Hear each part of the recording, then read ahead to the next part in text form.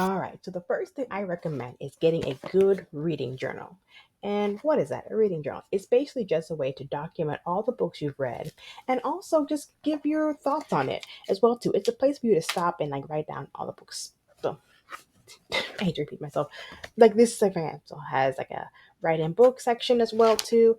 Also, get the links, your book review ratings as well too. It just keeps track of the things you read. Maybe you liked it, maybe you didn't like it, and it's just a good way. Like after you finish reading, or perhaps while you're reading, just annotate and just really have fun with it.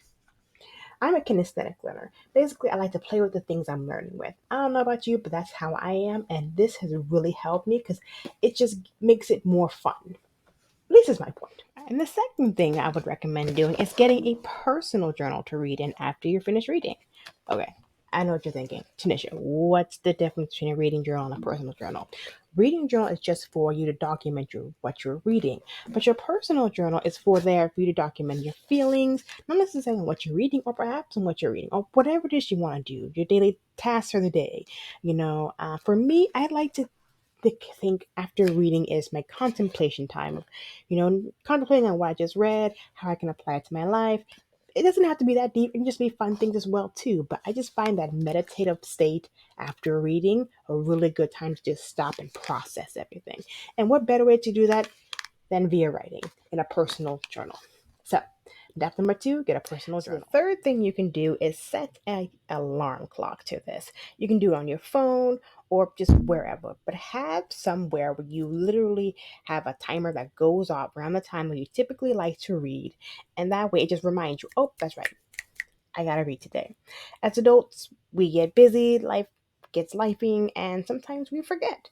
And so having that timer just going off when you know, okay, time to read. And then honestly, as I did it more and more and more, my body got used to, okay, it's in this time to read. Grab my book, grab my annotation stuff, and let's sit down and let's read. So getting a good alarm clock for reading. Here's the microphone. But now brings us to number 4, which is going on a social media television fast 1 day a week. I found that just doing this freed up my time so much so I can get other things done, but also get my reading done as well too. Sometimes after a long days of work, I just sit in front of the TV and just watch it until I fall asleep. And then I come up with this excuse of, oh, I can't read, but it's like you had so much time to read. So I typically do this maybe 1, 2 times a week. Typically, I do it on a Wednesday. It's in the middle of the week, breaks it up and makes it more, breaks the monotony, if you will. So after work, I come home, I keep the TV off, turn my cell phone off, and let everyone know, hey, taking some time out now, and I just read. After dinner and whatnot, spend time with family, and then read. And what I found was that I just had so much time dedicated to reading, and I got through so many books by doing this. So, yeah, number 4, take a social media television break at least once a week. Right. Step number 5, simple enough, always carry around a book with you. I mean, at least one book. I mean, even if it's whether it's paperback, hardback, or just on your Kindle if you have one. Take it with you wherever you go. So that way, if you're at lunch, if you have at work or whatnot, you can read then. Also, if you go to a doctor's appointment and you're in the waiting room, bring your book with you. You just never know when you have those moments where you can just kind of chillax, read a book. And, oftentimes I've been out in public like, man, I could be reading a book right now. Well, then, there you go. And speaking of having a bag large enough to carry our books, look at this bag right here. Isn't this beautiful? The designs, the coloring, the inspirational quotes, the melanin. Ugh. I found this on Instagram and I absolutely fell in love with it. I just knew that I had to have it.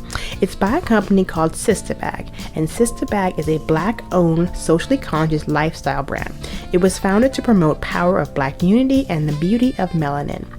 They believe that providing a wide range of high-quality, inspirational, fashionable items makes every sister feel unapologetically Black and proud. Now, the rich tapestry of African and Black culture gracefully intertwines with the art and luxurious personalized leather handbags. Born from a hobby and nurtured into a flourishing business by their founder, Michelle, a dedicated Nigerian American, Sistabag stands as a testament to the strength, beauty, and resilience embedded within every woman.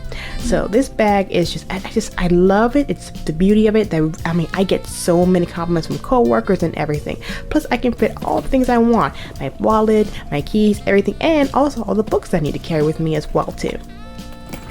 So, alright, as always, here on the channel, I got you with a discount. So type in Tanisha's Reading Corner when you check out at sistabag.com and you'll get 10% off your order.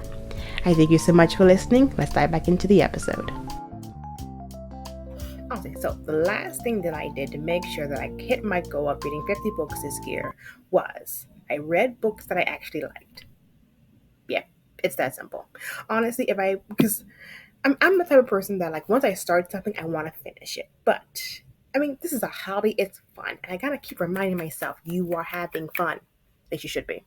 If you're reading a book and you really don't like it, don't push it. Maybe right now is not the time for you to read it. Maybe read it when you're ready, maybe read it later. And so, yeah. Number 6, reading books that you actually like, and also trying out different genres. I guess that could be number 7. Okay, so I was actually planning on stopping at 6, but hey, number 7, try different genres of reading. I found that was one of the biggest reasons why I was able to read so many books is that I really expanded my horizon. Normally, I like to read like murder mysteries and like thrillers and whatnot, but I started reading the romance novels. I started reading more fantasy books, and I fell in love with them as well too. I started reading Game of Thrones, which I didn't think I would ever get into. I mean, I like the TV series, but the actual books are pretty dark. But I did enjoy Fire and Blood by George R. R. Martin. That was a good one. I also did a podcast episode and a YouTube video on that, so have a watch of that too. But yeah, try expanding your horizon, and you'll find that you have even more books to read. So okay, let me move my camera real quick. There we go. So that way we can talk about number 8. And number 8 is go to the library. I mean, at first when I set this goal of reading 50 books a year, I'm like, ooh, that's a lot of books to be buying. Then it clicked on me, girl, go to the library. Get you a library card. I hadn't had one in so long, I actually forgot. So I had to go to the library and, hey, I need a new library card. Got my library card. And yes, library. You have so many like audible books, ebook that you can use, so many different genres, so many different languages as well too to try out. So that's what I'm doing next year. I'm learning to read another language. So yes, utilize your library. I mean, get yourself a library card, head on over there, get your books. Obviously, yes. You are essentially paying for it through your taxes, but I mean, for the most part, it's free, except, of course, you gotta return them. Make sure you return them. But you can extend them as well, too, if things come up and you haven't fully read them. You can extend it as well. So, yes, utilize your local libraries. Go to the library. So, number 9, and I promise you this is the last one. The number 9 thing that helped me to keep my reading goal for this year was to start a book Instagram account. Seriously, it really all started with my book Instagram account, which then turned into a podcast, which has now turned into a YouTube channel. And that has really helped keep me reading because it helped me to create a community. Not necessarily the actual Instagram account itself, but the fact that I have a community now. I have people online that I talk to, that I communicate with. We get to chat about books that we like and whatnot. I get to share my recommendations as well too. And so I just found that this has really helped me not only to read more books, helped me to get out of my shell more. When I first started this podcast, I was all audio. I don't want to show my face at all. I was too nervous for that. But now, here I am. I have a YouTube channel and I'm showing my face. So yeah, I definitely feel myself coming out of my shell more, along with my other proud bookworms as well too. So overall, it's not so much the social media account, it's more about finding my community of fellow bookworms, book nerds, whatever we would like to call ourselves. Anyway, it's fun.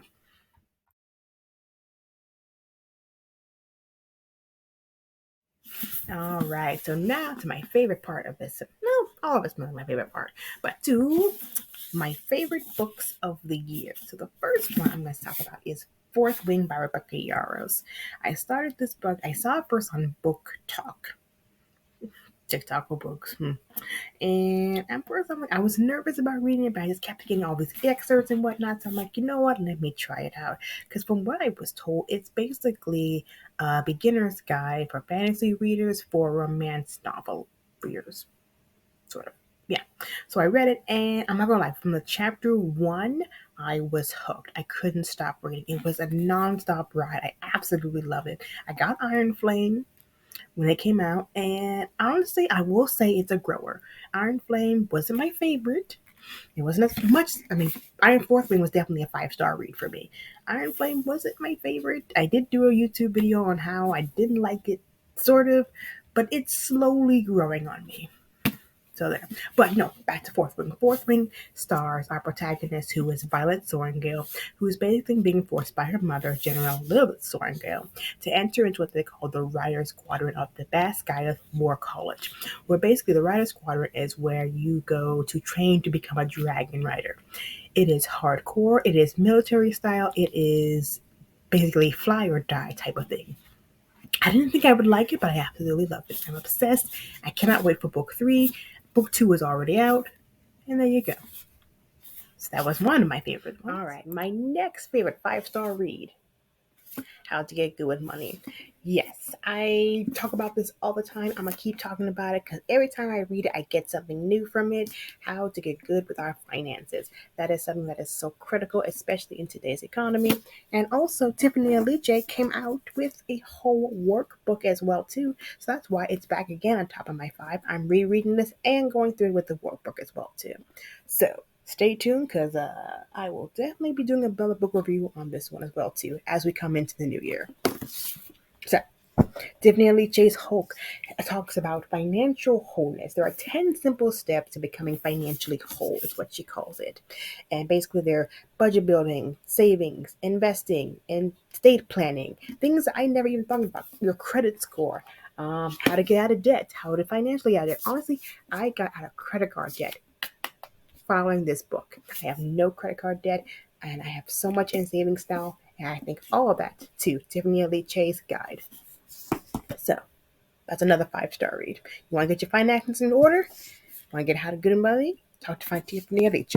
And we are at the end where my favorite book of 2023. You know what? Let me pull this camera up so you can have a better look at me because I want you to see, because this book was my all-time favorite. Let me pull my hair on my face.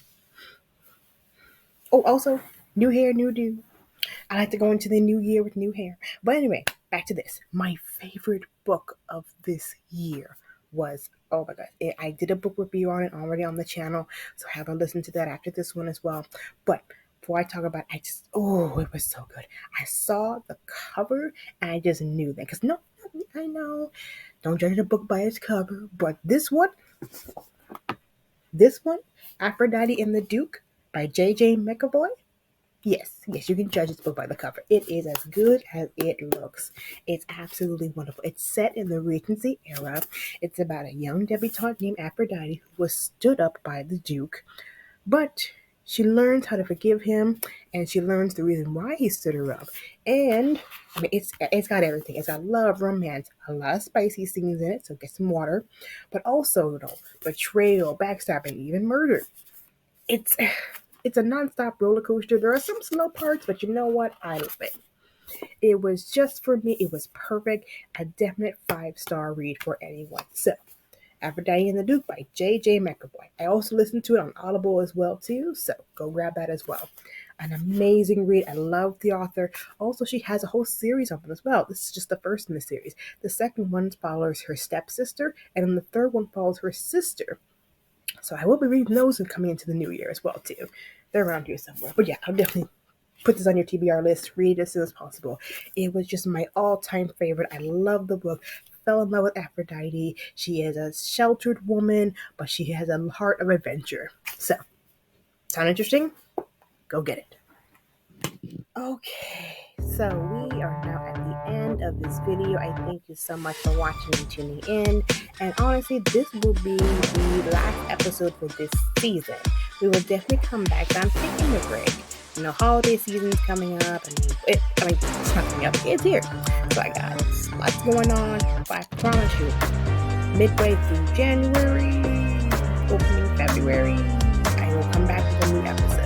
I will keep you uploaded here on the channel, so please subscribe, like, comment, share with family and friends, and I will see you all in the new year.